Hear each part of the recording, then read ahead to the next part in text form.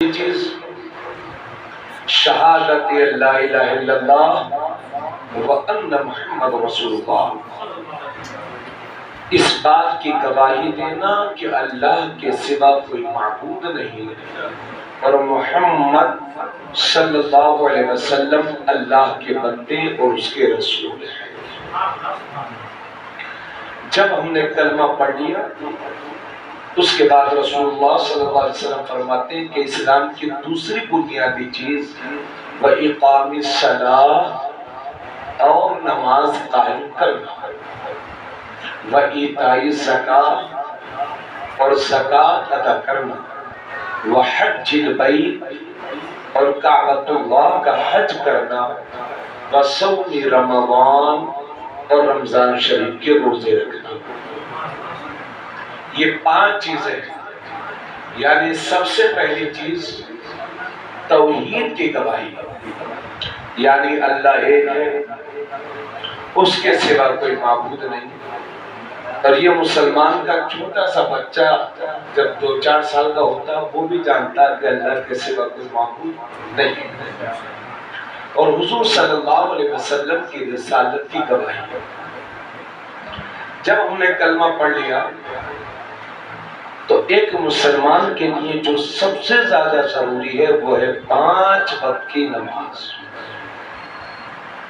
اور سال میں ہر سال مالی کے نصاب آپ جانتے ہیں، جس کے پاس 52.5 تولہ سونا ہو، 52.5 تولہ چاندی ہو، یا 7.5 تولہ سونا ہو، یا اتنا مال تجارت ہو، اور وہ قرضے سے فارغ ہو اور حاجت اصلیہ کے علاوہ ہو، اور اس پر سال گزر جائے، تو آپ کے مالوں میں اللہ نے 2.5% آپ کے غریب مسلمان بھائیوں کا حق دیا، جسے ہم زکوٰۃ کہتے ہیں۔ اور زکوٰۃ کے بعد حج کی باری آتی ہے۔ جس طرح سے نماز فرض ہے، اسی طرح سے زندگی میں ایک بار ہر صاحب حیثیت انسان پر حج کرنا بھی فرض ہے، ٹھیک ہے؟ اور رمضان شریف کی روزے رکھنا۔ یہ 4 چیزیں ہو گئی، نماز، زکوٰۃ، حج اور روزہ۔ انہیں فرائض اربع کہتے ہیں، یعنی اسلام کے بنیادی 5 ارکان۔ اگر کوئی نماز کی فرضیت کا انکار کرے گا، یعنی نماز فرض نہیں ہے، تو وہ اسلام سے خارج ہے، کافر ہے، وہ ایمان والا نہیں ہے۔ اسی طرح سے زکوٰۃ، اسی طرح سے حج، اسی طرح سے روزے، ان چاروں کی فرضیت کا اگر کوئی انکار کرے گا تو وہ مسلمان نہیں ہے، اسلام سے خارج ہو جائے گا۔ اب اس میں آپ مزے کی بات یہ دیکھیں کہ نماز صرف جسمانی عبادت ہے، اس میں مال نہیں لگتا، نماز پڑھنے کا کوئی ٹیکس نہیں لگتا۔ یا آپ جمعہ پڑھنے کا پیسہ دیتے ہیں، ارے بھائی آپ مسجد میں اللہ گھر دیتے ہیں، وہ الگ بات ہے، لیکن بہرحال نماز کا تو کوئی ٹیکس نہیں لگتا کہ ایک وقت کی نماز کا 50 روپیہ دینا ہوگا، فری میں ہے بالکل نماز، اس کے باوجود بھی نہیں پڑھتے۔ تو نماز جسمانی عبادت ہے، روزہ بھی جسمانی عبادت ہے۔ روزہ تو ایسا جسمانی عبادت ہے کہ آپ کسی کو بتاؤ نہیں کہ میں روزے سے ہوں تو وہ جان بھی نہیں پائے گا، اور یہی ادا مسلمان کی اللہ کو بہت پسند ہے۔ اور زکوٰۃ صرف مالی عبادت ہے، یعنی نماز، روزہ جسمانی عبادت ہے، زکوٰۃ صرف مالی عبادت ہے، اور حج جسمانی عبادت بھی ہے اور مالی عبادت بھی ہے۔ یہ اسلام کے 4 بنیادی فرض ہیں۔ حضرات، اللہ کے نبی صلی اللہ علیہ وسلم کے ایک صحابی ہیں، حضرت ذوالخویصرہ یمانی، انہوں نے نبی کریم صلی اللہ علیہ وسلم کی بارگاہ میں عرض کیا، یا رسول اللہ، قیامت کب آئے گی؟ تو حضور صلی اللہ علیہ وسلم نے ارشاد فرمایا، میرے صحابی یہ مت پوچھو کہ قیامت کب آئے گی، بلکہ یہ بتاؤ کہ تم نے قیامت کی تیاری کیا کر رکھی ہے۔ تو وہ صحابی عرض کرتے ہیں یا رسول اللہ میرے پاس سامان تو کچھ نہیں ہے، بس میرے پاس یہی سرمایہ ہے کہ میں اللہ اور اس کے رسول سے محبت کرتا ہوں۔ تو صحابہ کرام رضی اللہ تعالیٰ عنہ حضرت ذوالخویسرہ نے کہا یا رسول اللہ بس میرے پاس یہی سرمایہ ہے کہ میں اللہ اور اس کے رسول سے محبت کرتا ہوں۔ تو نبی کریم صلی اللہ علیہ وسلم نے اسی موقع پر فرمایا انت مع من احببت، تم قیامت کے دن اسی کے ساتھ اٹھائے جاؤ گے جس سے دنیا میں محبت کرتے ہو۔ اگر ہم اپنے رسول سے محبت کرتے ہو بالیقین کرتے ہیں تو انشاءاللہ ہمارا حشر قیامت کے دن اپنے نبی کے ساتھ۔ اگر نبی کے ساتھ اٹھنا چاہتے ہو تو نبی سے محبت کرو اور ان کے وفاداروں کے قریب ہو جاؤ، اور حضور کے غداروں کے حضور کے ساتھ نہیں اٹھنا چاہتے تو لوگ ان کے غداروں کے قریب ہو جاتے ہیں۔ اب ہمارے ایمان کا معیار کیا ہونا چاہیے؟ آج کل کی سب سے بڑی پرابلم یہ ہے موجودہ زمانے میں جو ہم لوگ محسوس کر رہے ہیں کہ مسلمانوں کے ایمان میں بہت کمزوری آ گئی ہے۔ عالم یہ ہے جیسے پوچھا جائے کہ بھئی آپ کا نام کیا ہے تو نام ہے عبد الرحمن، ان سے پوچھو بھائی نام کیا ہے تو بتائیں گے حضرت ہمارا نام الو ہے۔ دوسرے سے پوچھو آپ کا کیا نام ہے، نام ہے عبداللہ، تو وہ بتائیں گے حضرت مجھے لوگ شانو کہتے ہیں۔ تیسرے سے پوچھو وہ کہے گا حضرت مجھے راجو کہتے ہیں۔ یعنی گڈو، شانو، پپو، راجو یہ ہم بتاتے ہیں۔ اور سنیے حیرت کی بات ہے ہمارے بچے ہاتھوں میں کڑا پہنتے ہیں، ہاتھوں میں لام دھاگا باندھتے ہیں۔ کس لیے باندھتے ہیں؟ اس لیے کہ تاکہ لوگ ہمیں مسلمان نہ سمجھے۔ اگر اس طرح کے حالات میں آج کے نازک دور میں اگر ہم اپنے اسلام کو اسی طرح سے چھپاتے پھرتے رہیں گے تو یقیناً آنے والے وقت میں ہم کچل دیے جائیں گے۔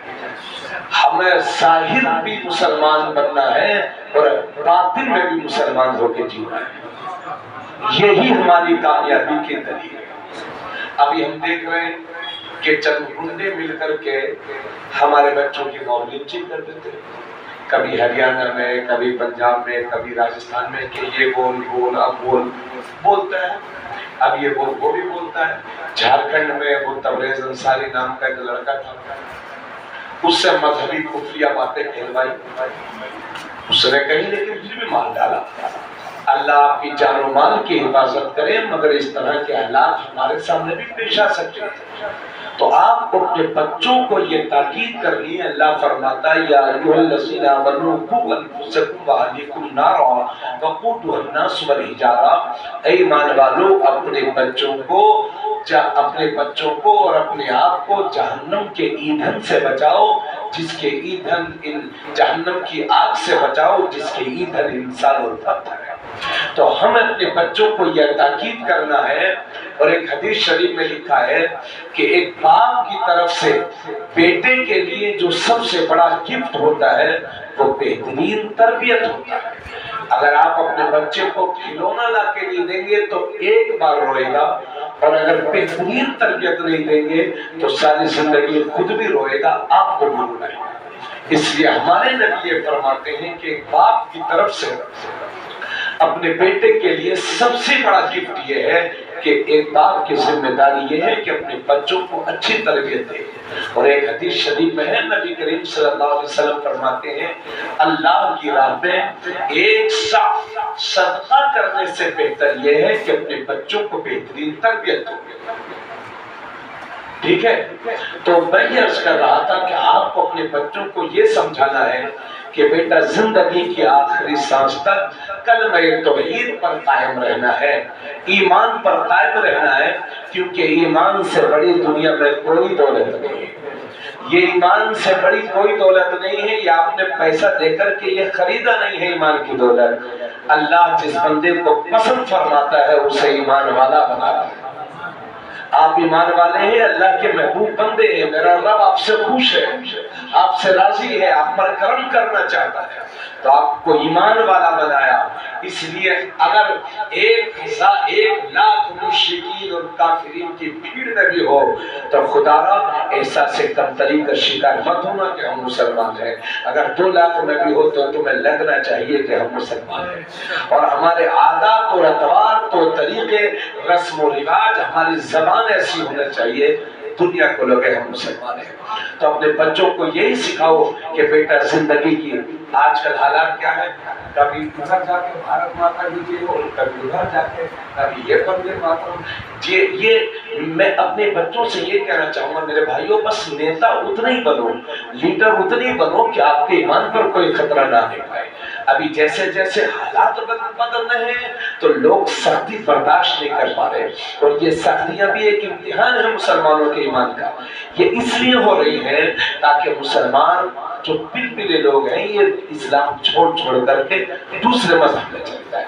یہ سختیاں صرف آپ کے ایمان کو چھین لینے کے لیے ہو رہی ہے. خدا را ایسے نازک دور میں اگر آپ آج کے دور میں اپنے بچوں کے خود کے ایمان کو بچا لیتے ہو تو آپ بہترین انسان ہو, آپ کامیاب انسان ہو. تو اپنے بچوں کو یہی سمجھاؤ کہ بیٹا زندگی میں کیسے بھی حالات آ جائیں مگر زندگی کی آخری سانس تک کلمہ توحید پر قائم رہنا, لا الہ الا اللہ پڑھتے رہنا.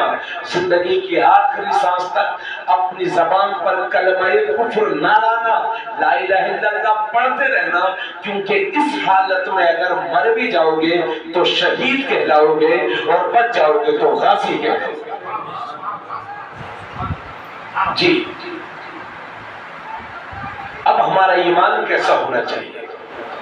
ایک دن حضرت عمر رضی اللہ تعالیٰ عنہ سے میرے نبی نے فرمایا, عمر ذرا غور سے سنیں گے, بہت لمبی تقریر نہیں ہے, بس اپنے حضور کے نبی کی باتیں ہیں, دین کی باتیں. اللہ تعالیٰ ان باتوں کی وجہ سے ہمارے گھروں میں برکتیں عطا فرمائے. حضور صلی اللہ علیہ وسلم نے حضرت عمر سے فرمایا ایک دن, عمر تم مجھے کتنا چاہتے ہو, کتنی محبت کرتے ہو؟ تو حضرت عمر رضی اللہ تعالیٰ عنہ نے کہا یا رسول اللہ میں سب سے زیادہ اپنی جان سے محبت کرتا ہوں اور پھر آپ سے محبت کرتا ہوں. تو انہوں نے کوئی غلط بات تو کہی نہیں تھی, چونکہ ہر آدمی کو اپنی جان عزیز ہوتی ہے. لوگ کہتے ہیں میں تیرے لیے جان دے دوں گا, تو جان کیا 500 روپیہ نہیں دیتے لوگ, جان کیا دیں گے؟ یہ صرف ایک محاورہ ہے کہ میں تیرے لیے جان بھی دے دوں گا, کوئی کسی کے لیے جان دیتا نہیں ہے. تو حضرت عمر نے کوئی غلط نہیں کہا تھا, انسانی جو فطرت ہے اسی کے مطابق کہا تھا. نبی نے فرمایا عمر کتنی محبت کرتے ہو؟ عرض کرتے یا رسول اللہ پہلے اپنی جان سے محبت کرتا ہوں پھر آپ سے محبت کرتا ہوں.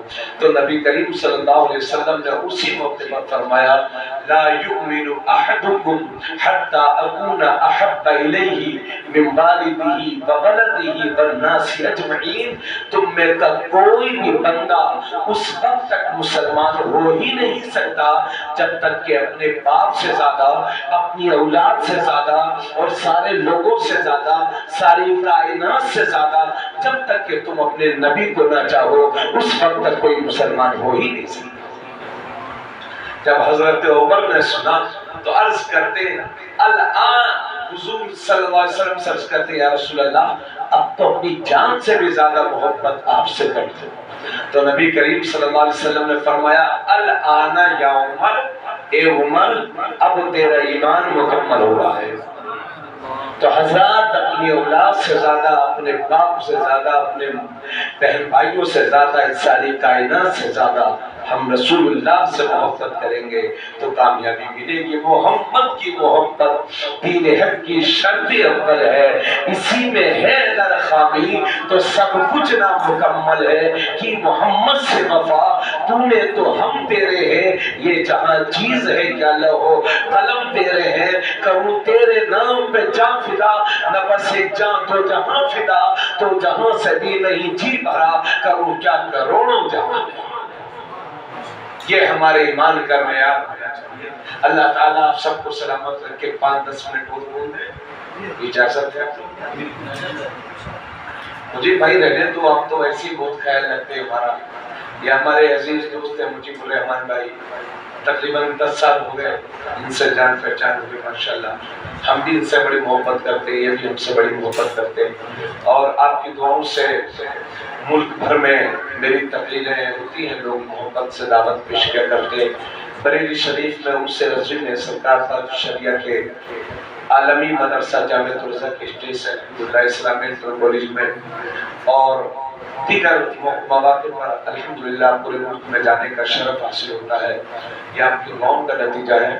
تو اب میں ذرا کچھ باتیں اور کہوں، آپ حضرات ان کو غور سنیے گا. تو ایمان ہمارا مکمل ہونا چاہیے، ہے نا. دیکھیے ایک بات یہاں پر اور بھی آپ کو بتا دے رہا ہوں. ہم لوگ جب کبھی اہل سنت و جماعت اور وہابیت کی بات کرتے ہیں تو لوگ کہتے ہیں یار یہ علماء جو ہیں لوگ پھر کے اسی موضوع پر آ جاتے ہیں.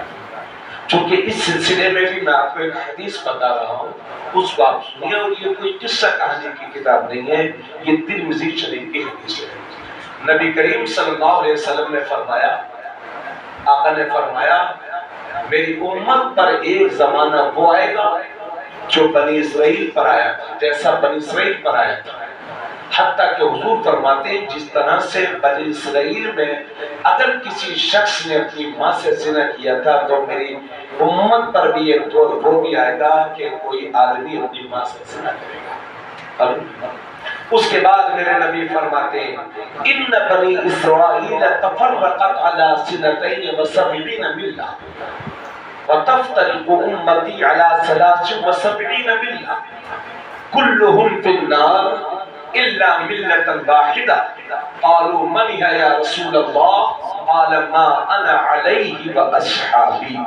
یہ ترمذی شریف کی حدیث ہے جو بریلی شریف میں بھی پڑھائی جاتی ہے اور دیوبندیوں، اہل حدیث اور وہابیوں کے ہاں، شیعوں کے ہاں، بہت سارے لوگوں کے ہاں، ہر مکتب فکر کے لوگ ترمذی شریف کی حدیث کو. اسی حدیث میں یہ کوئی قصہ کہانی کی کتاب نہیں ہے. اگر میں جھوٹ بول رہا ہوں تو جھوٹ پر اللہ کی لعنت. تو نبی کریم صلی اللہ علیہ وسلم فرماتے ہیں کہ بنی اسرائیل پر جیسا دور گزرا تھا ایسا میرے امت پر گزرے گا. اسی حدیث کے یہ الفاظ ہیں، آقا نے فرمایا کہ بنی اسرائیل جس طرح سے 73 فرقوں میں بٹ گئے تھے میری امت بھی 73 فرقوں میں بٹے. اس کے بعد حضور فرماتے ہیں کلہم فی النار الا ملۃ واحدہ، سب کے سارے فرقے دوزخ میں جائیں گے سوائے ایک فرقے کے. ساری جماعتیں دوزخ میں جائیں گی سوائے ایک جماعت کی. صحابہ کرام نے عرض کیا رسول اللہ وہ جماعت کون سی ہے، وہ فرقہ کون سا ہے جو جنت میں جائے گا؟ آقا کریم صلی اللہ علیہ وسلم نے فرمایا ما انا علیہ و اصحابی، جس راستے پر میں ہوں اور میرے صحابہ اس راستے پر چلنے والے جنت میں جائیں گے. تو حضور کے راستے کو کیا کہتے ہیں؟ سنت. آپ کی بولی بولو، حضور کے راستے کو سنت. اور صحابہ سے جماعت سے مراد صحابہ کرام، اہل مانے والے، اہل لکھنؤ والے. تو اہل سنت والجماعت کا مطلب ہوا حضور کے طریقے والے اور صحابہ کے طریقے والے. اللہ کا شکر ہے کہ ہم اہل سنت والجماعت ہیں. آج کے دور میں اہل سنت والجماعتی ہی کو مسلک اعلیٰ حضرت کہا جاتا ہے. اس کی وجہ یہ ہے، آپ دیکھیں اکثر ہم سنیوں پر یہ الزام لگتا ہے. ابھی ہم لوگ جوتا لینے گئے تو ایک لڑکا کہہ رہا تھا کہ وہ کسی کی برائی نہیں کرنا چاہیے. ہم الحمدللہ دنیا میں سنی جماعت ہی ایک ایسی جماعت ہے جو کسی کی برائی نہیں کرتی. اب دیکھو آپ دیکھو شیعوں کو لے لو تو علی کریں گے مگر حضرت عمر کے نام سے ان کی طبیعت خراب ہو جاتی ہے. خارجیوں کو لے لو تو اور صحابہ کی تعریف کریں گے لیکن حضرت علی کی برائی کریں گے. اہل قرآن کو لے لو تو وہ حدیث چھوڑے بیٹھے. اہل حدیث کو لے لو تو وہ تقلید چھوڑا بیٹھا ہے. کوئی غوث اعظم وہابیوں دیوبندیوں کو دیکھو تو یہ کہہ رہا ہے کہ یا رسول اللہ کہنا شریک ہے، اجمیر شریف جانا شریک ہے، مزار پہ نہ جاؤ، یہاں نہ جاؤ. وہ سب باتیں تو آپ جانتے ہو نا. الحمدللہ اس بھری دنیا کے اندر وہ صرف اہل سنت و جماعتی ہیں جو صحابہ کو بھی مانتے ہیں، حضرت ابو بکر کو بھی مانتے ہیں، حضرت عمر کو بھی مانتے ہیں، حضرت عثمان غنی کو بھی مانتے ہیں، حضرت مولا علی کو بھی مانتے ہیں، ہم قرآن کو بھی مانتے ہیں، ہم حدیث کو بھی مانتے ہیں، ہم تقلید کے بھی عادی ہیں، اور ہم غوث اعظم کو بھی مانتے ہیں، اجمیر کے خواجہ غریب نواز کو بھی مانتے ہیں، تیبا کے باری سپاک کو بھی مانتے ہیں، بریلی شریف کے اعلیٰ حضرت کو بھی مانتے ہیں، سرکار تاج الشریعہ کو بھی مانتے ہیں، سیدنا سالار مسعود غازی کو بھی مانتے ہیں۔ آپ مجھے بتاؤ کہ کسی اللہ والے کی ہم سنیوں نے کبھی برائی کی؟ ہاں، ہم ان کی برائی کرتے ہیں جو ان اللہ والوں کی برائی کرتے ہیں، اور اس میں کوئی حرج نہیں۔ اس لیے لوگ آپ سے کہتے ہیں کہ سنی برائی کرتے ہیں، تو ان سے کہا کرو یار برائی تو تم لوگ کرتے ہو۔ الٹا چور کو دوال کو ڈانٹے والا حساب ہے حضرت۔ اللہ تعالیٰ ہم سنی حضرات، اب سیدنا سالار مسعود غازی 1000 سال پہلے سال ہوا، لیکن ہم لوگوں کو کیا لگتا کہ سید سالار مسعود غازی تو ہنی، کوئی وہابی نہیں کہتا کہ ہمارے، سب کہتے ہیں۔ تو اس لیے ان باتوں کا ہونا ضروری ہے۔ اب میں نے ابھی ایک مثال، ابھی بھائی صاحب مجیب الرحمان بھائی کے ساتھ میں ایک مثال اور دی تھی، اور یہ میں آپ کو دکھا رہا ہوں۔ یہ دیکھیے 100 کا نوٹ ہے، اس پر بنائے 1، اس کے بعد 0، اس کے بعد 0، یہ 100 روپیہ ہو گئے، یعنی اکائی پر 2 0 لگا دیا تو 100 روپیہ ہو گیا۔ اسی پر 1 0 اور لگا دے تو 1000 بن جاتا، 1 0 اور لگا تو 10,000 بن جائے گا، 1 0 اور لگا دو تو 1 لاکھ بن جائے گا۔ یعنی آپ 0 بڑھاتے رہیے، قیمت